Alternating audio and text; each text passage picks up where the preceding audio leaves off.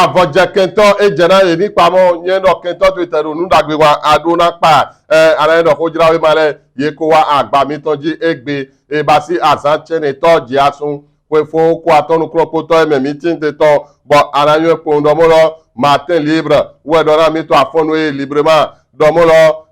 o komi kutse wɛ to kpikpa eyin o to gã romia wala yi mɔ bomɔdɔmɔlɔ eɖo nugo kpikpe eɖo nudzi kpikpe bo singa wɛ tɛ bo singa hɛ o to ye mɔ komi kutse perçoit des qualités essentielles chez wala yi bɔn aramo wɛ de komi kutse fi de bɔn do kɔsa etɔ kpo cravate vɛvɛ kpo bɔn nue wa wala yi te lɔ edzena tovi ɖe ni nyɔɛ wɛ zɔbɔ dabaru ewa mɔ wifri le ahungbedzi to paraku si to wɔlɔ mɛ bɔn ewa to tete mɛ na ye afɔɖiɖe nukɔtɔ o romia wala yi tɔ bɔn du kɔɛ fo eɖɔ emi ɖe suto fi nɛ bomɔ ho de wifri le ahungbedzi dɔ ema dɔ to gã si wo ke ɖe esɔ wa ɖo to o tovi le ɔsukpakpa bo se nu edzro tovi le tovi parakutɔ le nu edi ete to gã romia wala yi si eɖo to mɔ wɔ ekado fi de du kɔɛ fo wa kado fi de lɔ aparaku wifri le ahungbedzi raconte et écoute les préoccupations des populations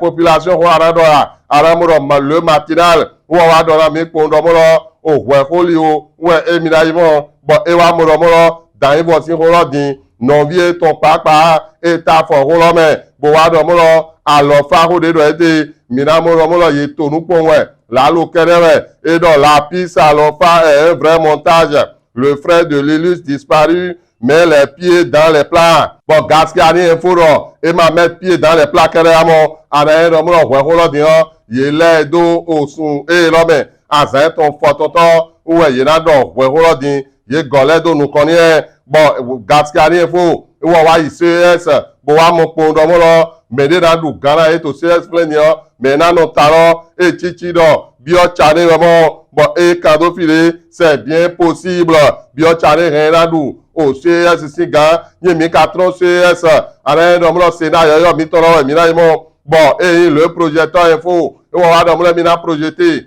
mɛ do kplokpo si chance de yena wa gbɔbɔ na do du o gan to sena mɔ les chances de talent vlavonu hungbedzi amoso idzi kɔla ole enago président du sénat au Bénin bon e de yɛ eme kpokpo wa ta tɔn do o fi le mɔ bon mi trɔ filɛ ana ye dɔ mɔ lɔ sɔ ye hɔn wa yi ye ko na si kɔ na eyi o tɛ kpɔn ba ke de mɔ bon ana mo dɔ to gbɛtɔ kan we ko dzi gbɛtɔ kan de ko atɔ nukulokpo dze dzi wɛ de tatɔ mɔ 66,78% wɛ de tatɔ bon le chasseur info e dɔ mi lɛ ko chasseur information ne to sɔ kpɔn bona dɔ na mi dɔ mɔ série G2 wɛ do tamɔ bon eyi série D wɔ wa gbɔn godo kpodo 47,78% kpo bon la nouvelle génération wɔ wa mɔdɔmɔdɔ nugbo wɛ mɔ dɔ o baki lɔ di 66,78% de taux d'admissibilité dɔ mɛ mɔ kɔtɔ lɛ di amɔ emi lɛ di lɔ emi lɛ amɔ lɛ to bɛɛ do kpɔ nulɛ kpokpo wa ta tɔ mɛ lɔ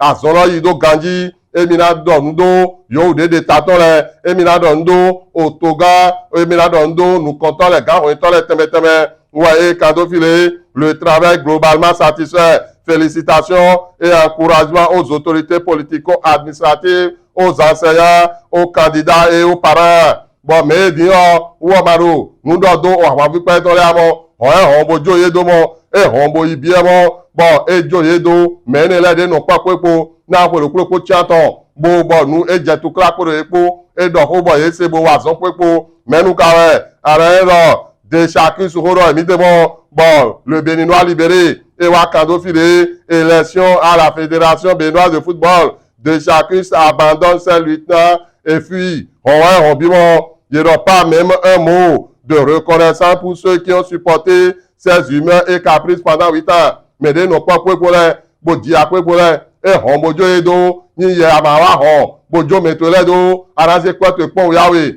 bonade hon hojira we mare bona monu de kademele bona so to pipo do kanji didi ado vigila ipodo alonu podo eyan wa anji podo désiré to po bo vigila ndo ni